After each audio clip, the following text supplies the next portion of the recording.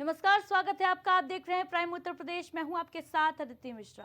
केंद्र की मोदी सरकार के 11 साल पूरे होने पर भारतीय जनता पार्टी विकसित भारत संकल्प यात्रा के तहत कार्यक्रमों का आयोजन कर सरकार की उपलब्धियां गिना रही है। इसी क्रम में करनैलगंज विधानसभा क्षेत्र के अंतर्गत डाक बंगले में कार्यक्रम का आयोजन किया गया। कार्यक्रम में मुख्य अतिथि के तौर पर बीजेपी विधायक अजय सिंह का स्थानीय लोगों ने फूल मालाओं के साथ भव्य स्वागत किया। इस कार्यक्रम में विधायक समेत बीजेपी के कई नेता और कार्यकर्ता मौजूद रहे। गोंडा जनपद को 11 वर्ष में हमारे सभी रेलवे स्टेशन या तो बन रहे हैं या तो बनाए जा रहे हैं। हमारी बड़ी सड़कें जैसे अपने विधानसभा में ही चचरी से भौरीगंज, बहुत शानदार सड़क आपके विधानसभा को मिली है। तमाम ऐसी परियोजनाएं, गोंडा बाईपास भी इसी में मिली है, वो भी कार्य शुरू हो गया है जो बहुत अति आवश्यक था। बहुत से काम ऐसे हुए हैं जिनकी गिनती करने में बहुत टाइम लगेगा। प्रदेश में स्वास्थ्य सेवाओं की बेहतरी के तमाम कसीदे पढ़े जाते हैं, लेकिन वास्तविकता इन दावों से पटरी नहीं खाती।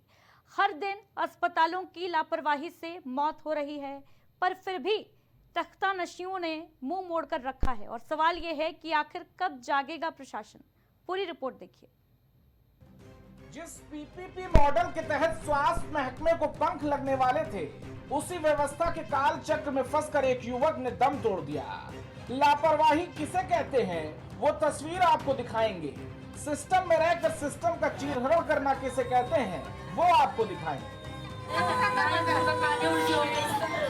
सरकारी व्यवस्थाओं को दुरुस्त करने का जिम्मा जिनके सर माथे होता है, वो इस व्यवस्था को अपने जूते की नोक पर रखते हैं। जी हाँ, पूरा मामला बिजनौर के जिला अस्पताल का है। यहाँ एक 26 साल के नौजवान युवक की जान जनरेटर के तेल से भी सस्ती हो गई। एक परिवार की उम्मीद, एक माँ की रोशनी और एक बाप का सवेरा इस सिस्टम की लापरवाही की भेंट चढ़ गया।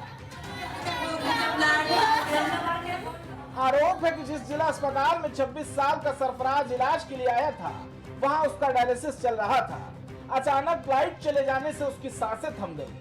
कारण यह कि डायलिसिस मशीन को चलाने के लिए किसी भी तरह का अस्पताल में बैकअप नहीं था। जनरेटर था तो वो भी महज शोपीस, उसमें भी तेल नहीं था और अस्पताल प्रशासन के हाथ खाली थे। अस्पताल की जमीन पर रोते परिजनों को अभी तक ये विश्वास नहीं हो रहा कि उनका बेटा, उनके घर का तारा और उनका राज दुलारा अब इस दुनिया में नहीं रहा। लापरवाही समझो। जब इन्होंने देखा ना आधा घंटा लो बेटा लेट ना आई बिल्कुल भी, और नो कह रहा वो डायली वो करता हुआ वो बंद कर दिया था, निकाल लिया था ना डायली से। मेरा दम घुट रहा, जल्दी ले आओ गर्मी लग रही। मेरे लौंडे को आधा घंटा हो गया, उसे गर्मी ना लगे। जब उन्हें परेशानी हो रही थी आपने किसी से शिकायत करी वहाँ पे? मैंने कहा था, मन करे कैसे लेगा ना, उसमें ले जाओ इमरजेंसी में। बेटे मैं कैसे ले जाऊँ, तुम ही ले जाओ। जब इन्होंने देख लिया कुछ ढंग नहीं रहा, जब इन्होंने करा, जब ये लाए ये इमरजेंसी में जब लाए, जब उसका मतलब आधा दम रहा था आधा नहीं रहा था, लाते लाते जब हो ही गया था, मुझे तो हो ही दिख रहा था। तो लाइट भाग गई और लाइट भाग गई थी। जनरेटर के लिए तेल ना था, वे तो अधिकारी तो हुई थे। घटना की सूचना मिलते ही अस्पताल परिसर में परिजनों ने हंगामा शुरू कर दिया।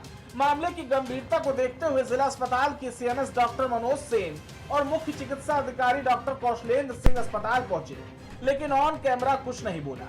युवक की मौत के मामले को जिलाधिकारी जसजीत कौर ने संज्ञान लिया, जिसके बाद उन्होंने कंपनी को ब्लैकलिस्ट और एफआईआर करने के आदेश भी दिए हैं।